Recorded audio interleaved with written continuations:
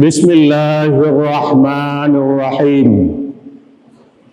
Assalamualaikum warahmatullahi wabarakatuh.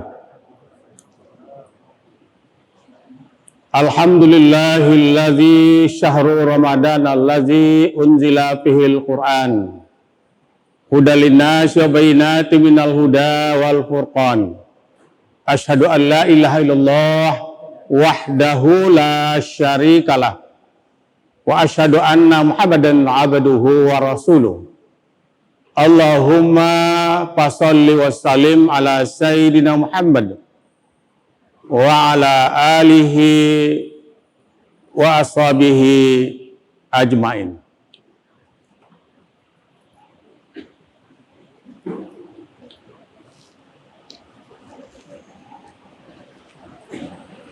Ibu-ibu, bapak-bapak, jamaah tarawih yang berbahagia beserta anak-anak yang dicintai. Puji syukur kita sampaikan kehadirat ilahi Rabbi atas kodrat, iradat beserta keizinannya kita sudah menyelesaikan puasa kita 5 hari dan malam hari ini adalah malam yang ke-6 kita melakukan ibadah tarawih. Salawat bering salam kita kirimkan kepada junjungan kita, Nabi kita, Sayyidina Muhammad Sallallahu Alaihi Wasallam. Dengan agama yang dibawanya sampai saat sekarang, kita masih tetap merasakan ketenangan, ketentraman, dan kebahagiaan, walaupun masih dalam suasana COVID-19. Ibu-ibu dan sekalian, bulan puasa yang lalu karena PSBB kita tidak bisa melaksanakan ibadah Ramadan dengan baik, hanya bisa melaksanakan di rumah kita masing-masing. Pada tahun ini alhamdulillah kita sudah bisa beramai-ramai mengunjungi masjid rumah Allah, tetapi dengan mengikuti protokol kesehatan. Ibu-ibu sekalian, kepada saya diberi judul. Tadi sebelum sholat tahiyatul masjid, saya baca di sana ada judulnya. Judulnya adalah karakter pemimpin idaman umat. Itu ya. Jadi ibu-ibu, kalau yang biasa di perguruan tinggi perlu dianalisa apa karakter itu. Dan kemudian pemimpin. Karakter itu ibu sekalian, Bapak, ada 2. Yang pertama di segi moral. Yang kedua di segi kinerja. Kalau kita mengajar anak-anak kita berakhlak yang baik, sopan santun, baik kepada orang tua, kepada guru, kepada yang tua, sama besar, yang kecil, itu namanya moral. Kalau kinerja, anak-anak itu rajin belajar, berusaha, yang telah diberikan oleh gurunya. Itu namanya karakter. Makanya kita berapa tahun yang lalu dihebohkan dengan pendidikan yang berkarakter. Itulah dia. Nah, sekarang karakter pemimpin. Jadi karakter yang pemimpin itu adalah moral. Moral itu Bapak Ibu sekalian tentunya kita melihat kepada Rasulullah. Sebab dalam ajaran Islam Bapak Ibu sekalian Allah katakan, ya ayyuhallazina amanu atiullaha wa atiur rasul wa ulil amri minkum. Fa in tanaza'tum fi syai'in farudduhu ilallah wa rasul. Hai orang-orang yang beriman, kata Allah, patuhlah kepada Allah. Patuh kepada Rasul dan juga patuh kepada pemimpin. Tapi Bapak Ibu sekalian, sebenarnya setiap kita ini adalah pemimpin. Seperti yang dikatakan oleh Nabi, kullukum ra'in wa kullukum mas'ulun ar-rayati. Setiap kamu itu, kata Nabi, adalah pemimpin. Akan ditanya dari apa yang kamu pimpin. Seorang ibu rumah tangga, pemimpin di rumah tangganya, anak-anaknya, bapak pemimpin, berusaha bagaimana kehidupan langsung dengan baik, pemimpin. Pemimpin itu juga ada pemimpin formal, ada yang pemimpin informal. Kalau kita, ibu-ibu sekalian, kalau yang informal itu mulai dari RT, RW, lurah, camat, bupati, wali kota, gubernur, menteri, sampai ke presiden. Yang informal, inilah nenek mama, alim ulama, cerdik pandai, bondokan doang, itu adalah pemimpin. Jadi ibu sekalian,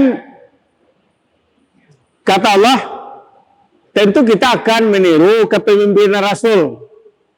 Karena Allah katakan, laqad kana lakum fi Rasulillahi uswatun hasanah. Sungguh sudah ada di diri Rasul itu keteladanan yang baik. Kepemimpinan Rasul yang dilihat dari sifat-sifatnya. Yang pertama, sidik, jujur. Terus sekalian. Yang kedua, amanah. Yang ketiga, patanah. Yang keempat, tabligh. Sidik, kejujuran itu sangat penting ibu-ibu sekalian. Apapun yang kita lakukan, apapun yang kita usahakan, apapun yang kita geluti, kejujuran sangat perlu. Kalau kita tidak jujur, yang rugi adalah kita sendiri. Kalau kita tidak jujur, yang tidak bisa dilakukan bagi orang yang tidak jujur, tentu banyak hal-hal kendala yang dihadapinya. Ibu-ibu, bapak, waktu Nabi Isa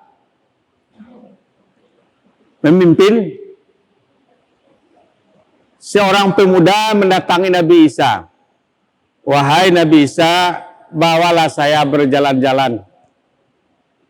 Kata Nabi Isa, boleh. Tapi Anda saya bawa berjalan-jalan bukan ke kota, tapi ke hutan. Oke lah.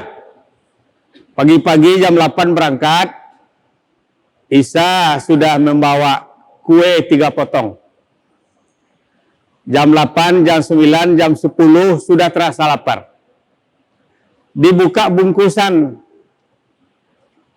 Kebetulan waktu itu sekalian air aqua lunadoledo. Baik aqua gelas ataupun aqua botol. Nah, ini roti untuk saya satu, kue satu untuk kamu satu. Silakan dimakan. Isa sudah makan, yang pemuda tadi makan. Tinggal yang satu. Yang satu ini untuk siapa Isa? Yang satu ini nanti kalau ada tamu kita yang datang. Karena kita tidak bawa air, saya mencari air ke bawah. Tolong Anda lihat kue yang 1 potong ini. Isa turun ke bawah, sudah minum. Yang pemuda tadi, hanya roti 1 potong yang dimakan tadi. Mungkin ibu sekalian, galang-galang ke orang kampung, mungkin baru si kue yang kenyang. Dimakanlah roti kok. Lupa apa yang dikatakan Isa, jangan dimakan. Isa datang, ini air minum, silakan dah minum. Mana kue yang 1 potong tadi? Wah, saya juga agak terlengah tadi, Isa. Saya juga pergi tadi buang air ke di belakang itu, entah apakah ada binatang yang makan. Mulai berbohong. Ya kalau begitu tidak apa-apa, tadi kan sudah bilang, tolong Anda jaga ini. Yalah, berjalan. Berjalan, ibu sekalian. Sudah jam 12, tentu kue yang 1 potong tidak bisa lagi dipertahankan. Bagaimana caranya? Nah, kita harus mencari makanan yang lebih besar. Tapi sebelum itu, kebetulan ada anak sungai yang tidak ada jembatan. Kata Isa, kalau kita jujur, kita bisa menyeberang tanpa ada jembatan ke seberang sana. Untuk itu Anda pegang saya, tangan saya sebelah kiri. Kalau kita jujur, Allah akan memberikan kekuatan kepada kita. Berdoa Laisa, ya Allah, beri kami kekuatan untuk maka berangkat Laisa melewati laut ataupun sungai tadi sampai ke seberang. Seperti Wiro Sableng dulu di TV, sampai ke seberang. Kata Aisyah, begitu kalau kita jujur. Berjalan. Harus sekalian, sudah lewat jam 2, tentu perut sudah sangat lapar. Kalau kita jujur, Tuhan akan memberikan rezeki untuk kita. Kata Aisyah, itu ada binatang rusa. Ada kijang di dalam hutan. Siapa panggil? Tal. Datanglah rusa tadi. Disembelih, dibakar, dimakan. Apa kata Aisyah? Kalau kita jujur, Tuhan memberikan rezeki untuk kita. Aisyah bertanya lagi, siapa yang memakan roti satu potong kemarin? Oh, saya tidak tahu, saya tidak tahu. Saya mau bersumpah, saya tidak ada makan. Oh, oke lah. Kalau tidak kamu makan, tidak apa-apa, silakan. Ibu-ibu sekalian, berjalan hampir sore, kata Aisyah, kita tidak selamanya di hutan ini, kita akan membangun. Harus mencari dana kita. Kalau kita jujur, itu ada pasir 3 onggok, saya minta kepada Allah, supaya pasir itu menjadi emas. Ibu sekalian, Isa berdoa, ya Allah, kami akan membangun, tolong emas, pasir ini dijadikan emas. Dengan doanya, pasir tadi mengkilau 3 onggok. Kata Isa, tolong ini Anda karungi, itu ada karung di sana, 3 karung. Jadi emas ini untuk Anda 1 karung, dan kemudian untuk saya 1 karung. Dan yang 1 karung ini adalah untuk yang memakan roti tadi. Mulai gejolak dalam. Kalau dikatakan berbohong, tidak dapat 2 karung. Kalau dikatakan iya, kita sudah tadi berbohong juga. Mulai agak parau suaranya Isa. Lai ambo yang memakan roti sopotong. Oh, lai wa ang makan roti sopotong. Aku dari tadi baduto aja tarui. Kini untuk ambo sakaruang, untuk ang sakaruang, dan untuk ang makan roti sekarang 3 karung ambil untuk ang. Awak berpisah. Ambo paile. Ya. Jadi yang pemuda tadi langaka, baalami 3 karung. Nani salah rangke. Ibu sekalian, sedang metong-etong ame ke 3 karung, datang perampok. Membawa celurit, membawa parang. Apa kata pemuda? Jangan saya dibunuh, jangan apa. Ya, kalau kita bagi kita emas ini. Karena yang penodong ini 2 orang, kan dapat 1 karung orang. Tapi Bapak sekalian, yang namanya garong, yang nama perampok, dalam hatinya padahal kerapi ame sampai kok. Takanar nyoba membunuh 6 pemuda kok. Kini gitu, awak balik nasi. Nyuruh 6 pemuda tadi balik. Itu nak ada kalau nyopai ku yang ke ame ku ketiganya. Kuliah lapai salah seorang, barangkailah salah seorang. Ibu sekalian, Bapak, lapaikat di pinggir desa tu ada rumah makan. 6 pemuda tadi inyolah lapar makan dulu. Dibungkuinya lah 2 bungkui. Nah, jadi nampaknya ibu sekalian yang garong ke pengananya mengalokah dibagi ame itu. Mulai membawa racun kah?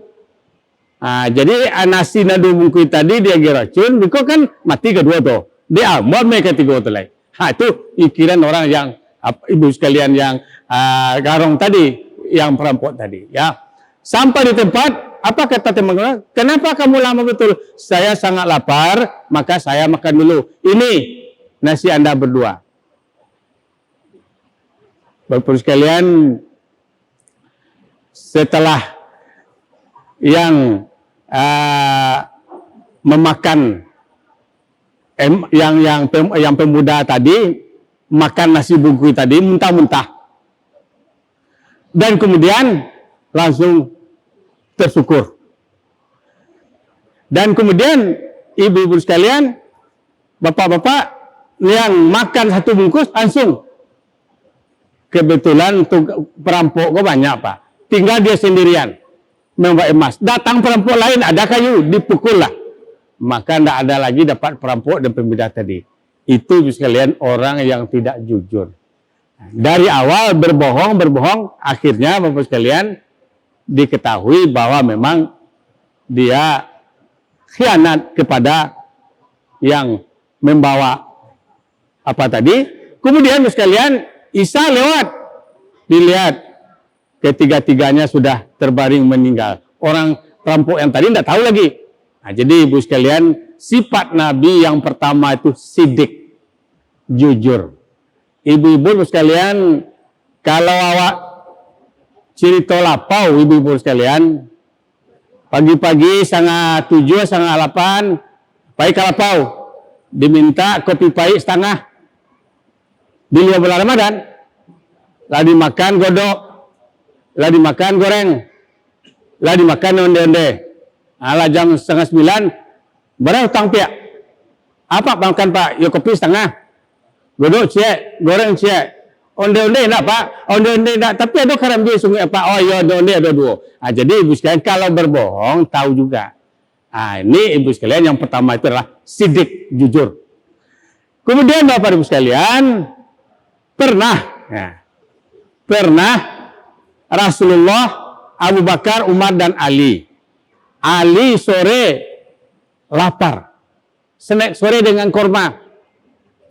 Ibu sekalian di bulan Ramadan, Rasul baru memakan korma itu 1, Abu Bakar 2, dan kemudian Utsman 3, Ali sudah 4. Mungkin Ali bergurau, digeserlah biji kurma yang ampek tadi di hadapan Rasul. Tentu kosong di hadapan Rasul. Para sahabat, Rasul sore ke sangat lapar. Kenapa? Coba sudah berapa kurma dimakan? Dilihat oleh Rasul, di hadapan Ali kosong. Nah, Rasul tidak marah. Saya memang lapar, tapi selapar-lapar saya, lapar Ali. Kenapa? Ali dengan biji-bijinya dimakan tidak satu pun yang tinggal. Saya masih ada. Jadi kalau berbohong ada saja ketahuan itu Bapak sekalian. Itulah sidik. Yang kedua Bapak sekalian, amanah. Amanah itu Bapak sekalian, baik yang diamanahkan oleh Allah, yang diamanahkan oleh masyarakat, dijalankan amanah itu. Inna aradnal amanata 'alas samawati wal ardh wal jibal fa'abaina ayyahmilnaha wa asfaqna minha wa hamalhal insan innahu kana zaluman jahula. Pada mulanya amanah itu dipikul Allah kepada langit dan bumi, tapi langit dan bumi itu enggan menerimanya. Fa'abaina, akhirnya dipikul oleh manusia. Kata Allah, innahu kana zaluman. Manusia itu kadang-kadang yang telah mikul amanah, dia zalim adanya. Ini Ustaz. Jadi itu yang disebut. Padahal dikatakan sekalian, wa mal malu ahluna illa wadaya fala budda anturada illa wadia. Harta anak cucu semua itu dititipkan kepada Anda sebagaimana akan diambil oleh Allah dalam waktu yang tidak ditentukan. Yang ketiga, fotona, cerdas. Nah, jadi dalam urutan ini Ibu sekalian, kecerdasan itu urutan nomor 3. Jujur yang pertama, amanah nomor 2, cerdas. Tidak mungkin pula seorang pemimpin tidak cerdas. Nah, tapi nomor 3 urutannya. Dan berikut tabligh. Tabligh itu bisa berkomunikasi. Nah, itu Ibu sekalian. Nah, jadi karakter pemimpin yang didambakan oleh umat Islam itu begitu. Nah, tetapi Ibu sekalian, tentunya tidak cukup hanya dalam sifat yang itu saja, harus dilengkapi dengan apa manusia itu Bapak sekalian, yaitu adalah energik, baik fisik maupun mental, kuat melaksanakan tugas itu. Dan kemudian pemurah. Nah, jadi kalau pemimpin pemurah, ibu-ibu sekalian, diperhatikan rakyat-rakyat kecilnya. Apalagi di masa COVID-19. Nah, dan yang ketiga, ibu sekalian, pemberani. Ya, perlu pemberani. Amar ma'ruf nahi mungkar, perlu itu. Nah, itu ibu sekalian. Dan kemudian pandai mengendalikan emosi. Mengendalikan emosi itu ibu sekalian, bukan tidak emosi, tapi pandai mengendalikannya. Mampu mengendalikan emosi. Maka ciri orang bertakwa itu kata Allah dalam surah Al-Imran, alladzina yunfiquna fis-sara wad-dara wal kaziminal ghaiza wal afina 'anil nas. Ciri bertakwa yang pertama menginfakkan hartanya baik waktu uangnya banyak ataupun waktu uangnya kecil. Dan yang kedua, wal kaziminal, mampu mengendalikan marah. Seharusnya marah tapi tidak marah. Nabi Muhammad SAW waktu perang Uhud, dari pondok di atas, kata Nabi, jangan turun, jangan tinggalkan pondok. Tapi karena banyak harta rampasan bawah, bala tentara turun. Kalah pada waktu itu. Seharusnya Nabi marah kepada tentara, tapi dia tidak marah. Mampu mengendalikan emosi. Itu lebih sekali. Dan yang berikut adalah wal afina 'anil nas. Mau memaafkan kesalahan. Jadi kalau ada bawaan yang mempunyai kesalahan, itu dimaafkan. Itu bisa. Apalagi kita sesama kita Bapak dan Ibu sekalian. Ibu-ibu, bapak-bapak, ceramah Ramadan malam kini Pak Amil kalau maraga malam nangka. Kalau malam nangka 6, Bapak sekalian, kalau di perguruan tinggi lah boleh UTS Pak. Ujian tengah semester. Nah, jadilah banyak ya dia di ustaz-ustaz sebelum subuh ya lah mendak. Malam 6. Jadi Ibu sekalian, itulah isi kira-kira sekalian karakter pemimpin dalam maklumat atau menurut Islam. Nah, itu sekalian. Kesimpulannya karakter itu dua, yang pertama moral yang tadi. Yang kedua kinerja, harus kerja keras pemimpin itu. Kalau tidak mungkin menunjukkan masyarakat kita yang baik. Ibu-ibu sekalian, mudah-mudahan apa yang saya sampaikan bermanfaat, terutama untuk kami sendiri, kemudian untuk kita bersama. Wassalamualaikum warahmatullahi wabarakatuh.